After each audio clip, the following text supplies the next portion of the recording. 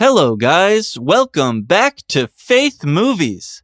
Today's movie recap will be a fantasy and thriller movie from 2017 called The Shack. Warning, there are spoilers ahead. The movie begins with Mac Phillips, a 13-year-old boy dealing with a harsh, religious, and alcoholic father who abuses his mother. Mac tries to defend her but gets beaten too.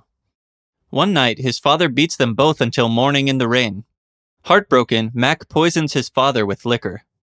As an adult, Mac has a seemingly normal family with a wife named Nan and 3 kids.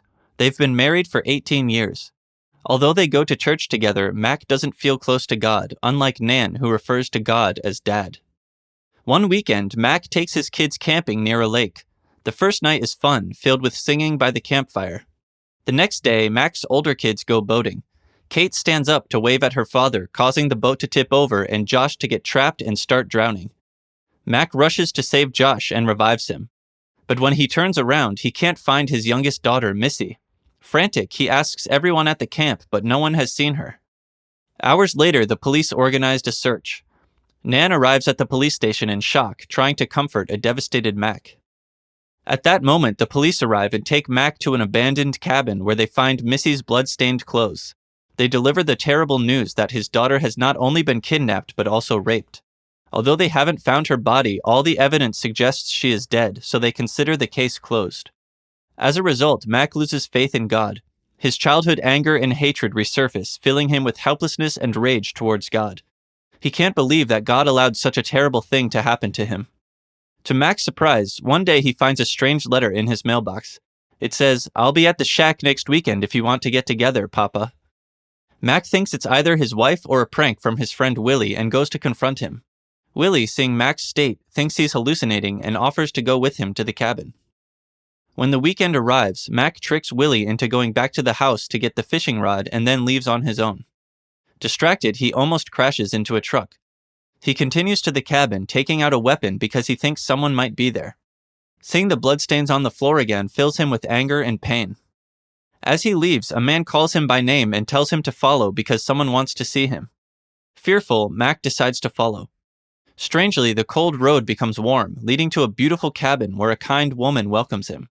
She introduces herself as Adonai, saying it's her favorite name, representing the same God that Nan calls Daddy. Immediately, Adonai introduces Mac to her son Jesus and then to Roa, who represents the Holy Spirit.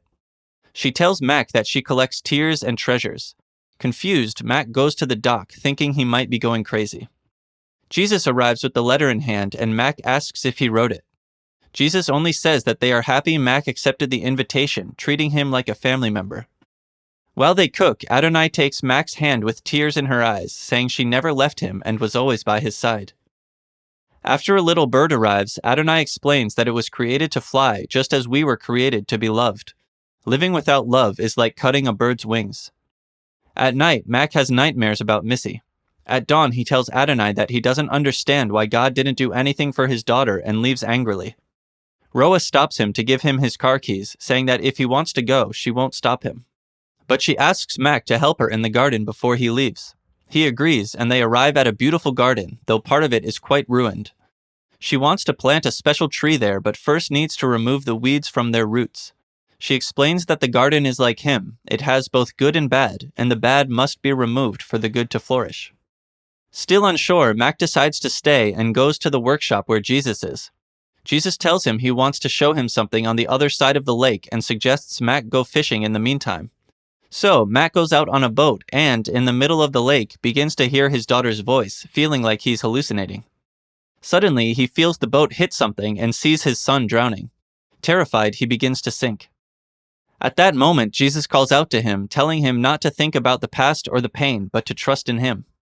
Following Jesus' instructions, Mac manages to walk on the water to shore. Later, Jesus guides him to a mountain. Mac trusts Jesus and enters the mountain, where he meets Wisdom. Wisdom helps Mac understand that one should not judge because everyone makes mistakes. She asks him several questions, and in all his answers, Mac blames God for what happened. Then, Wisdom suggests changing roles with Mac, making him the judge. She asks him to choose between his children, deciding which one will spend eternity in heaven and which one will go to hell. She tells him, "It could be Kate because she has said very hurtful things to you." Or Josh, who has been disobedient and lied to you. Max says it's not fair and begs her to take him instead of his children. This shows that all his children deserve love, just like the heart of God. She explains that God doesn't punish. What happened to Missy was the work of evil. A life without pain is impossible whenever someone chooses not to follow God. Mac realizes that the only way to be happy again and cherish his daughter's memory is to forgive and let go of all the resentment and pain he's held onto for years. So he decides not to be a judge anymore. At that moment, a portal opens and he sees his daughter, Missy, running and playing happily. She approaches and greets him. Even though she doesn't see or hear him, she knows her father is there. This helps Mac understand that Missy is in a better place. Mac is completely transformed with a big smile on his face. Meeting with Adonai, Jesus, and Roa, they take him to see a meadow and let him see it as they do, human figures with lights and different colors. Roa tells him that this is Keno, God's children from all over the world, and these lights show their personalities and emotions. Max sees a light that seems familiar. As he approaches, he realizes it's his father, the same man he poisoned. They both express regret for what happened and hug. The next morning, Mac is awakened by Adonai, now appearing as a man. For Mac, this was his toughest test, and he needed a father to get through it.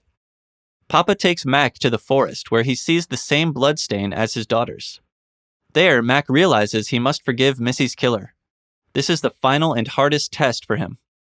Mac needs to say out loud that he forgives the killer, acknowledging that he might still feel angry later, but repeating it often will help. He throws away his daughter's backpack, sits on the ground sobbing, and mutters, "I forgive you." Papa is overjoyed to hear it. Papa then takes Mac to a cave where they find Missy's body. They wrap her in a flower-covered blanket and take her to the cabin.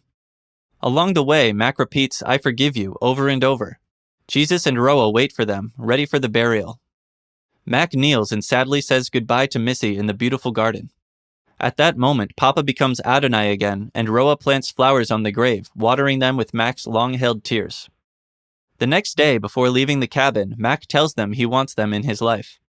Adonai asks him to keep an eye on Kate because she feels guilty about Missy. Back home, something unexpected happens. Mac wakes up in the hospital, very confused. Seeing Willie, he tells him what happened, but Willie thinks it's impossible because Mac had the accident the same day he left for the cabin to look for Missy. His wife arrives and he tells her that he saw Missy and that she is very happy. Alone with Kate, he assures her that they will learn not to feel guilty and that she will never be alone. They hug like never before. Now, Mac has a relationship with God, forgives faster, and apologizes even faster. Mac has become the boy he could never be before.